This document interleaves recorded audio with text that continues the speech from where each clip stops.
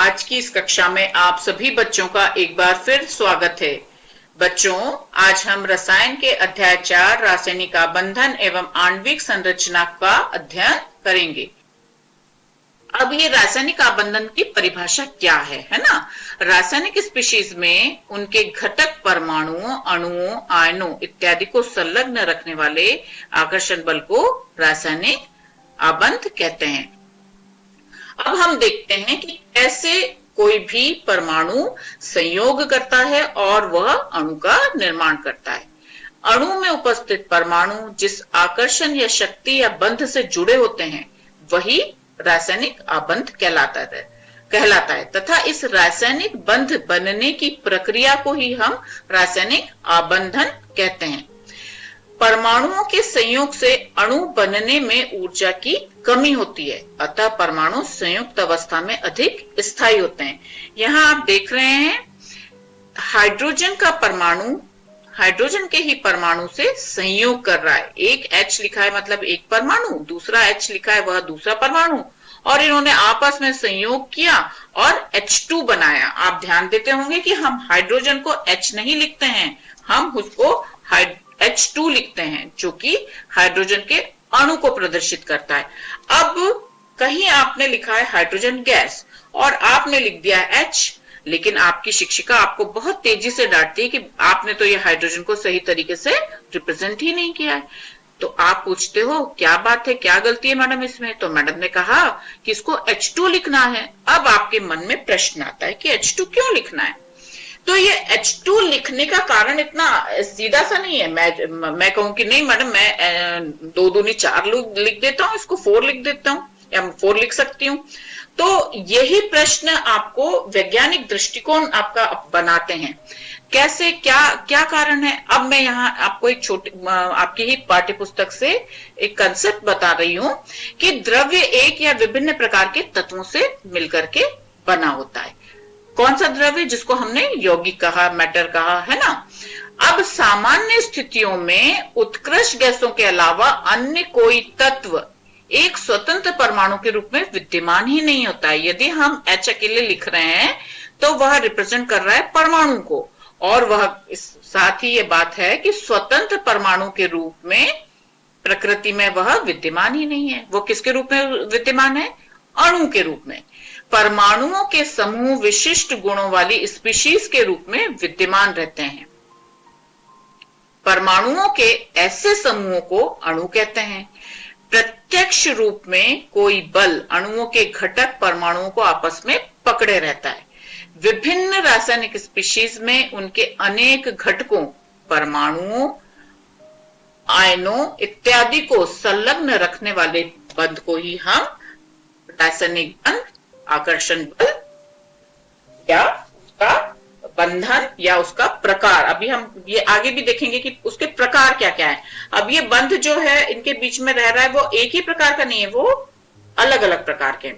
इसके अलावा ये वो कौन से इलेक्ट्रॉन हैं जो इनको प्रेरित करते हैं आपस में बंधने के लिए? वह है संयोजी इलेक्ट्रॉन। संयोजी इलेक्ट्रॉन किसे कहते हैं? परमाणु के बाह्यतम कोश में उपस्थित इलेक्ट्रॉन ही रासायनिक बंध बनाने में भाग लेते हैं और इन इलेक्ट्रॉन को क्या कहते हैं? संयोजी इलेक्ट्रॉन कहते हैं। अब सबसे पहले हम आते हैं लुईस और कोसेल की अवधारणा पर। परमाणुओं में रासायनिक बंध बनाने की प्रवृत्ति उनके बाह्यतम कोश में उपस्थित इलेक्ट्रॉनों की संख्या पर निर्भर करती है। अब बाह्यतम कोश में इलेक्ट्रॉन जो उपस्थित है वह कैसे हैं? आपने परमाणु संरचना में इलेक्ट्रॉनिक विन्यास को समझा है। जैसे कि आप पढ़ने जा रहे हैं कार्बन का इलेक्ट्रॉनिक विन्यास। तो कार्बन का इलेक्ट्रॉनिक विन्यास है NH2NP4। उसके P में 4 इलेक्ट्रॉन है ना। तो इसमें अब जो संयोजकता में भाग लेंगे वही 4 इलेक्ट्रॉन, जो बाहरी इलेक्ट्रॉन है वह भाग लेते हैं, और बाकी जो होते हैं वह तो आंतरिक रूप से अंदर होते हैं और वह सुरक्षित रहते हैं। वह प्रायः जो है विन्यास ये रासायनिक आबंध बनाने में भाग नहीं लेते हैं। तो सबसे पहला पॉइंट हमने समझा, परमाणुओं में रासायनिक आबंध बनाने की प्रवृत्ति उनके बाह्यतम कोश में उपस्थित इलेक्ट्रॉनों की संख्या पर निर्भर करती है। शून्य समूह के तत्वों के परमाणुओं के बाह्यतम कोश में 8 इलेक्ट्रॉन NS2 NP6 होते हैं और इसको ही स्थायी विन्यास कहते हैं। इलेक्ट्रॉन द्वारा रासायनिक आबंध बनाने की व्याख्या के लिए कई प्रयास किए गए और लुईस ने 1916 में कौशल और लुईस ने स्वतंत्र रूप से संतोषजनक व्याख्या देने में वो सफल हुए। उन्होंने सर्वप्रथम संयोजकता की तर्कसंगत व्याख्या की। यह व्याख्या उत्कृष्ट गैसों की अक्रियता पर आधारित थी। अभी हमने देखा कि केवल जो होता है प्रकृति में केवल अक्रिय गैस जो है वह एक स्वतंत्र परमाणु के रूप में विद्यमान रहती है। तो इनकी अक्रिय गैसों के अतिरिक्त अन्य तत्वों के परमाणु स्थायी विन्यास प्राप्त करने के लिए या तो इलेक्ट्रॉन त्यागते हैं अथवा इलेक्ट्रॉन ग्रहण करते हैं। यदि वे त्यागते और ग्रहण करने को तैयार नहीं है तब वो क्या करेंगे? तब वे साझा करते हैं। या तो दो, मतलब यह कंसेप्ट आप समझिए कि रासायनिक बंध यदि बनाना है तो एक परमाणु को इलेक्ट्रॉन त्यागना होगा। जो त्याग रहा है, एक इलेक्ट्रॉन त्याग रहा है तो उसको किसी को देना पड़ेगा इलेक्ट्रॉन, तो उसके सामने लेने वाला भी तैयार रहे तो उसको वो ग्रहण करेगा। अब भैया त्यागने और ग्रहण करने की बात नहीं हो पा रही है तो क्या करें? तब वो साझा करते हैं। इसको हम उस तरह से समझते हैं कि आपने किसी से पैसे मांगे, उसने आपको उधार दिए, कोई काम करना है आपको, कोई बिजनेस करना है, तो एक ने आपको पैसे दे दिए और आपने पैसे ले लिए। यहां पर एक ध्यान देंगे आप, जो देता है उसके ऊपर आता है धन आवेश और जो लेता है उसके ऊपर आता है ऋण आवेश। अब आपने एक आइडिया दिया था कि भाई मैं बिजनेस शुरू कर रहा हूं, मैं कोई काम मोबाइल की दुकान शुरू करना चाहता हूं, तो किसी ने आपको उधार पैसे दे दिए, आपने ले लिए। जो देने वाला है उस पर धनावेश और लेने वाले पर ऋण आवेश आ जाता है। लेकिन इसके अलावा उसने कहा भैया तुम मोबाइल की शॉप खोल रहे हो तो इसमें मुझे पार्टनर बना लो, तो वो साझा हो गया। तो वास्तव में जो दो तरीके हैं, रासायनिक बंध बनने के दो तरीके हैं, या तो एक मतलब लेने और देने की प्रक्रिया हो जाए या फिर उसमें साझे की प्रक्रिया हो जाए, तो पार्टनरशिप या लोन की प्रक्रिया। इस कारण रासायनिक बंध का वह निर्माण करते हैं। यदि वे साझा नहीं करते हैं तो इस प्रकार रासायनिक बंध का वह निर्माण करते हैं। अब लुईस ने एक स्ट्रक्चर दी है। लुईस ने जो समझाया था वह इस प्रकार से था। यहाँ पर आप एक स्ट्रक्चर देख रहे हैं कि इसके अंतिम कक्ष में इलेक्ट्रॉनों को प्रदर्शित किया है। यहाँ पर आपने आवर्त सारणी पढ़ी है। यहाँ पर लगभग 20 परमाणु क्रमांक वाले तत्वों को, जिनके परमाणु क्रमांक कितने 20 हैं।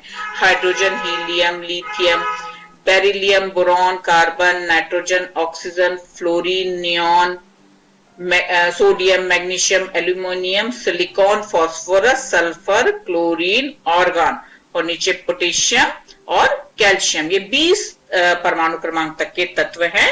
और यहां पर आप देखोगे कि पहली लाइन में आप देखो हाइड्रोजन, लिथियम, सोडियम और पोटेशियम, इनके बाहर केवल एक बिंदी लगी हुई है। बेरिलियम, मैग्नीशियम और कैल्शियम में 2-2 बिंदियां बाहर लगी हुई है। बोरॉन और एल्यूमिनियम में 3 बिंदियां, एक साइड में इस तरफ, एक राइट साइड, एक लेफ्ट साइड और एक ऊपर लगी हुई है। और ये कार्बन में 4 इलेक्ट्रॉन दिख रहे हैं, सिलिकॉन में भी 4 इलेक्ट्रॉन है, नाइट्रोजन में 5 इलेक्ट्रॉन है, फास्फोरस में भी 5 इलेक्ट्रॉन है, ऑक्सीजन में 6 इलेक्ट्रॉन है और सल्फर में भी 6 इलेक्ट्रॉन है। फ्लोरीन में 7 इलेक्ट्रॉन है, क्लोरीन में भी 7 इलेक्ट्रॉन है। इसके बाद लास्ट वाला हीलियम, नियॉन और आर्गन, इसमें सब में 8-8 इलेक्ट्रॉन है। अब यहां पर इन्होंने ये जो भी लुईस किसी अणु के बनने में परमाणुओं के केवल बाह्य कोश इलेक्ट्रॉन रासायनिक संयोजन में हिस्सा लेते हैं, ये उनके संयोजी इलेक्ट्रॉन कहलाते हैं। आंतरिक कोश इलेक्ट्रॉन अच्छी प्रकार से सुरक्षित रहते हैं तथा सामान्यतः संयोजन प्रक्रिया में वह सम्मिलित नहीं होते हैं। ये जो लुईस थे ये अमेरिकी रसायनज्ञ थे और इन्होंने इनको निरूपित करने के लिए सरल संकेतन को प्रस्तावित किया। इनको लुईस सिंबल, लुईस स्ट्रक्चर कहते हैं, जो आपके सामने प्रदर्शित है। अब इन लुईस स्ट्रक्चर का महत्व क्या है? प्रतीक के चारों ओर उपस्थित बिंदुओं की संख्या परमाणुओं के संयोजकता इलेक्ट्रॉनों की संख्या को दर्शाती है। यह संख्या तत्व की सामान्य अथवा समूह की संयोजकता के परिकलन में सहायता देती है। ये आपको पता चल रहा होगा, हाइड्रोजन, लिथियम, सोडियम, पोटेशियम में पहले वर्ग के हैं तत्व और इनके अंतिम कक्ष में एक एक इलेक्ट्रॉन है। तत्व की समूह संयोजकता या तो लुईस प्रतीक में उपस्थित बिंदुओं की संख्या के बराबर होती है या 8 में से बिंदुओं अथवा संयोजकता इलेक्ट्रॉनों को घटाकर इसे परिकलित किया जा सकता है। अब रासायनिक आबंधन के संबंध में कौशल ने निम्नलिखित तथ्यों की ओर ध्यान आकर्षित किया था। वह क्या थे, वह एक बार आप समझने की कोशिश करेंगे। परमाणु अपने बाह्यतम कक्ष में अक्रिय विन्यास को प्राप्त करना चाहते हैं, अतः अष्टक प्राप्त करने हेतु परमाणु का इलेक्ट्रॉन का आदान प्रदान करता है अथवा साझा करता है। इसके पहले थोड़ा सा हम अष्टक नियम में की सीमाएं थी, इसमें मैंने कुछ बिंदुओं को यहाँ प्रदर्शित नहीं किया है। मैं इसको आपको ये जो कुछ नोट्स पढ़ के बता रही हूँ, इसमें से आप नोट करेंगे। आवर्त सारणी के उच्च विद्युत ऋणात्मकता वाले हैलोजन अथवा उच्च धनात्मकता वाले क्षार धातु एक दूसरे से उत्कृष्ट गैसों द्वारा पृथक रखे गए हैं। हैलोजन परमाणु से ऋणायन तथा क्षार से धन आयन का निर्माण, हैलोजन परमाणुओं से ऋणायन और क्षार परमाणुओं से, जो पहले वर्ग में रखे गए ये क्षार है, तो ये हैलोजन जो है यह ऋणायन का निर्माण करते हैं और जो क्षार धातु है हाइड्रोजन, लिथियम, सोडियम, पोटेशियम, यह धन आयन का निर्माण करती है। हैलोजन परमाणु से ऋणायन तथा क्षार से धनायन निर्माण संबंधित परमाणुओं द्वारा क्रमशः एक इलेक्ट्रॉन ग्रहण करने तथा एक इलेक्ट्रॉन मुक्त होने के फलस्वरूप होता है। इस प्रकार निर्मित ऋणायन तथा धनायन उत्कृष्ट गैसों के स्थायी विन्यास को प्राप्त करते हैं। उत्कृष्ट गैसों में बाह्यतम कोश का 8 इलेक्ट्रॉन NS2 NP6 विशेष रूप से स्थायी होता है। हीलियम इसका अपवाद है, जनरली अष्टक प्राप्त करना चाहते हैं, इसलिए इसको हम अष्टक नियम कहते हैं। और ये इसमें ये जो शून्य समूह के तत्वों के परमाणुओं के बाह्यतम कोश में 8 इलेक्ट्रॉन NS2 NP6 होते हैं और इसको ही हम स्थायी विन्यास कहते हैं। ऋणायन तथा धन आयन वास्तव में स्थिर विद्युत आकर्षण द्वारा स्थायित्व ग्रहण करते हैं और स्थिर विद्युत आकर्षण को हमने विद्युत रासायनिक बंध कहा था। अब लेकिन अष्टक नियम में कुछ सीमाएं रह गई थी, कुछ वो चीजों को एक्सप्लेन नहीं कर पाए थे। वह कौन से बिंदु हैं वो आप देखेंगे। किसी तत्व की सहसंयोजकता 4 से अधिक नहीं हो सकती, परंतु देखा कि कुछ यौगिकों में सहसंयोजकता जो थी वह 4 से अधिक थी। अभी आपको मैंने बताया कि धनायन और ऋणायन द्वारा जो बंध बना वह विद्युत रासायनिक बंध कहलाता है और जो साझी के द्वारा बंध बनेगा वह क्या कहलाता है, सहसंयोजक बंध कहलाता है। वो क्या कहलाता है, सहसंयोजक बंध। तो सहसंयोजक बंध जो है, सहसंयोजकता जो होती है वह क्या होती है, 4 से अधिक नहीं हो सकती, परंतु कुछ यौगिकों में क्या हुआ, सहसंयोजकता 4 से अधिक थी। तो उन्होंने अब देखा कि भाई ये तो कह रहे थे कि या तो विद्युत संयोजक बंध बनेगा या सहसंयोजक बंध बनेगा और सहसंयोजकता को 4 से अधिक नहीं होना चाहिए, तो इस नियम का अपवाद हो गया। दूसरा, अष्टक नियम के अनुसार स्थायी यौगिक के लिए अंतिम कक्ष में 8 इलेक्ट्रॉन होना चाहिए, किंतु कुछ यौगिकों में 8 से कम या 8 से ज्यादा इलेक्ट्रॉन होने पर भी वह स्थायी होता है। तो यहां उन्होंने एक बात कही थी कि जो आंतरिक कोश इलेक्ट्रॉन थे वह अच्छी प्रकार से सुरक्षित थे। तो कई बार ऐसा हुआ कि आंतरिक कोश इलेक्ट्रॉनों ने भी यौगिक बनाने में पार्टिसिपेट किया।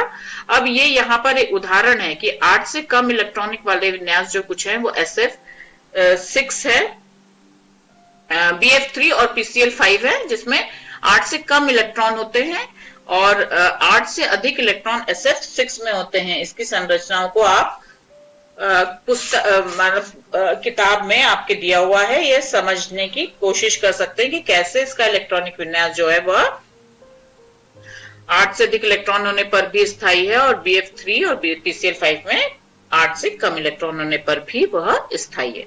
अब इसके बाद हम जाते हैं नेक्स्ट हमारी जो है कि रासायनिक बंध के प्रकार किस प्रकार से हैं। हमने अभी मैं जैसे प्रकार आ रहे थे कि दो प्रकार मैंने आपको बताया कि विद्युत संयोजक बंध होता है और सहसंयोजक बंध होता है।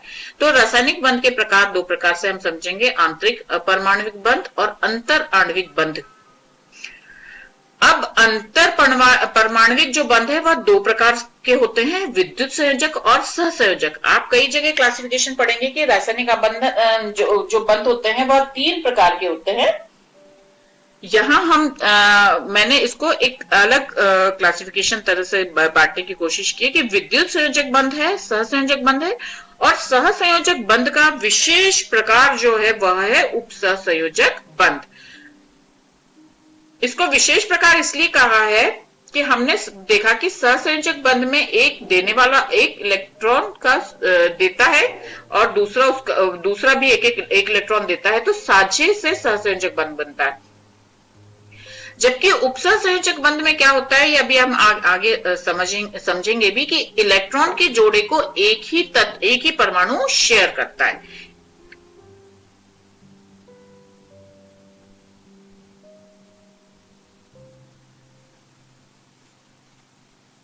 विद्युत संयोजक बंध, इसे रासायनिक बंध भी कहते हैं। ये परमाणु के मध्य के इलेक्ट्रॉन से स्थानांतरण से बनते हैं। इस बंध के बनने में विपरीत आवेशित आयन बनते हैं जो एक दूसरे को प्रबल विद्युत आकर्षण बल के द्वारा बांधे रखते हैं। इसको एक बार फिर से समझने की कोशिश करेंगे।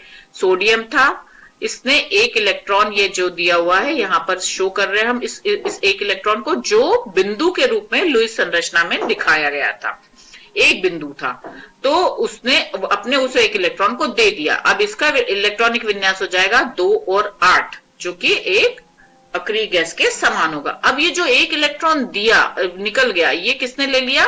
क्लोरीन ने ले लिया, और इसके ऊपर एक ऋण आवेश आ जाएगा और इस तरह NaCl का निर्माण होगा। NaCl जो होता है वो आपको पता है कि सोडियम क्लोराइड, इसको हम नमक मतलब भोजन का महत्वपूर्ण पार्ट है। सोडियम क्लोराइड वो किस प्रकार से इलेक्ट्रॉन के आदान प्रदान से बना, ये आपने देखा।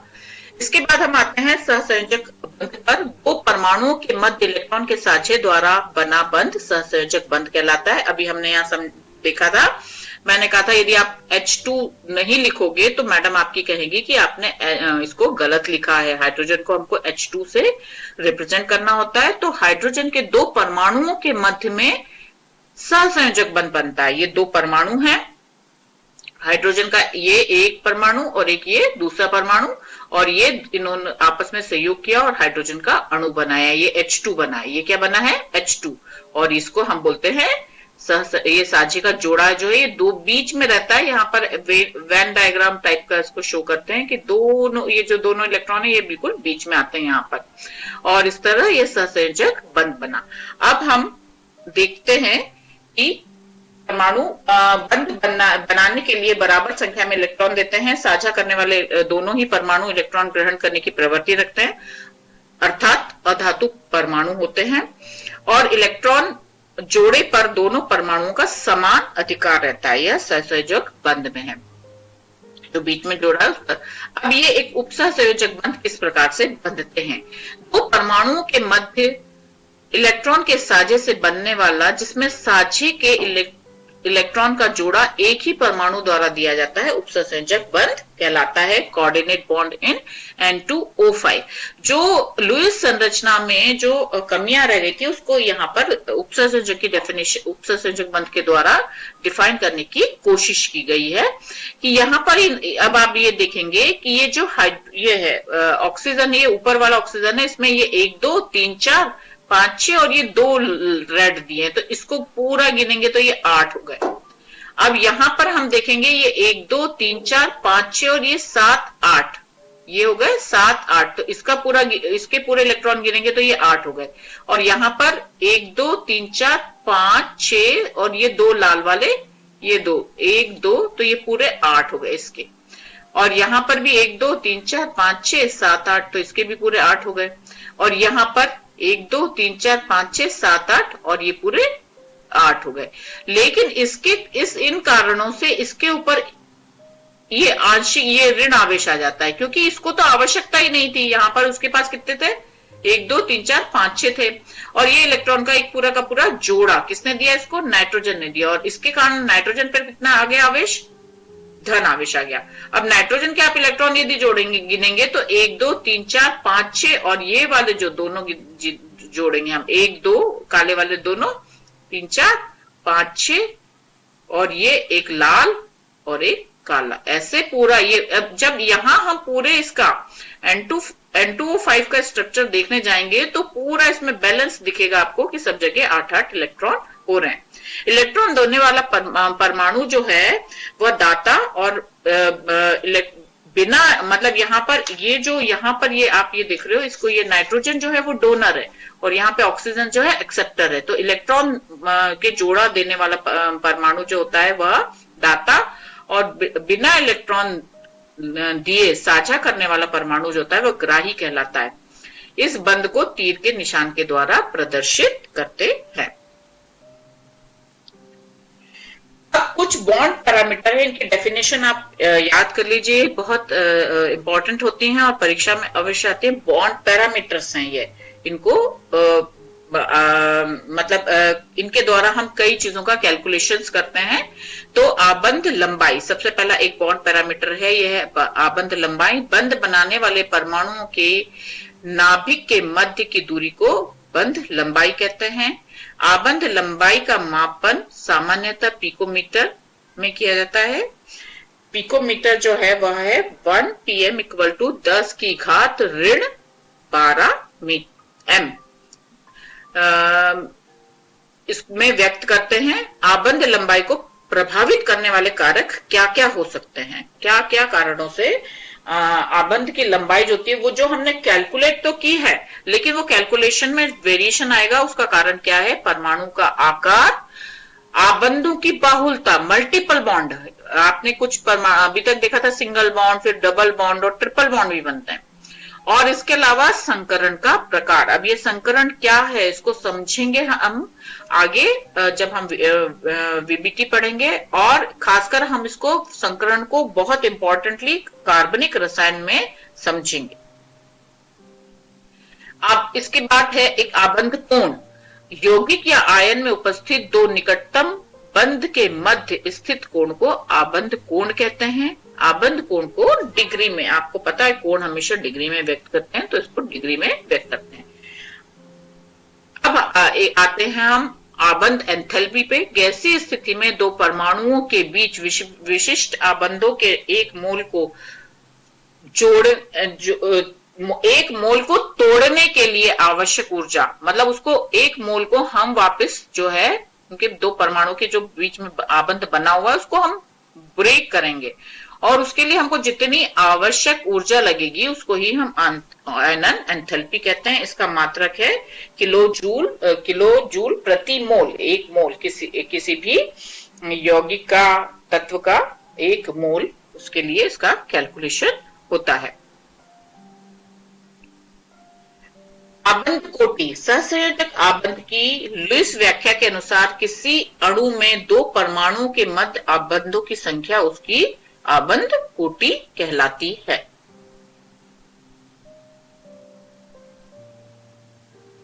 अनुनादी संरचनाएं, ये भी बहुत ये सबसे ज्यादा आपको समझ में आएगा बेटा ऑर्गेनिक केमिस्ट्री में। रेजोनेंस स्ट्रक्चर इनऑर्गेनिक केमिस्ट्री में भी है, ऑर्गेनिक केमिस्ट्री में है, पर ऑर्गेनिक केमिस्ट्री में इसको बहुत आसानी से आप बेंजीन की संरचना द्वारा समझ पाएंगे। ये क्या होता है?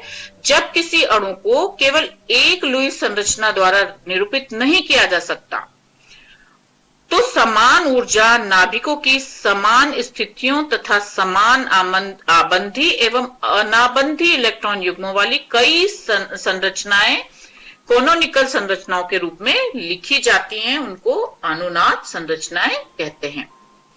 आबंध प्राचाल की प्रायोगिक गणना एवं परिणामी गणना में अंतर होने के कारण अन्य कई सिद्धांत सामने आए। अभी हमने जो बॉन्ड पैरामीटर देखे और हमने देखा कि कुछ चीजें थी जो उसको इफेक्ट कर रही थी, प्रभावित कर रही थी, जो हम कैलकुलेशन कर रहे थे कि परमाणु का आकार, आबंधों की बाहुलता और संकरण का प्रकार।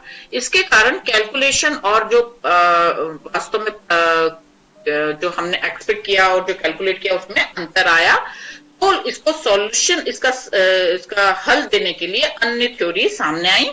वो विशेष रूप से सहसंयोजक बंध के लिए थी, तो वो थी एक VSEPR थ्योरी। यह क्या थी, इसके मुख्य मुख्य बिंदु आप नोट करेंगे।